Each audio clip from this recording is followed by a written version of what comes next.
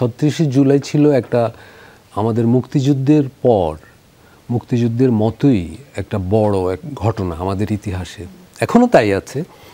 এবং এটা একটা সম্ভাবনার দুয়ার খুলে দিয়েছিল যে আমরা মুক্তিযুদ্ধের পরেও আমাদের যে উপনিবেশিক রাষ্ট্র, আমাদের প্রশাসন, আমাদের পরিবার, আমাদের বিদ্যাপীঠ, সব কিছুতে যে সামন্তীয় ব্যবস্থা, কলোনিয়াল যে আইন কানুন, এগুলো কিছুই পাল্টাতে পারেনি। সেই জায়গায় সেই ধারাবাহিকতায় আমরা বাংলাদেশে তরুণদের নেতৃত্বে ৩৬শে জুলাই হলো।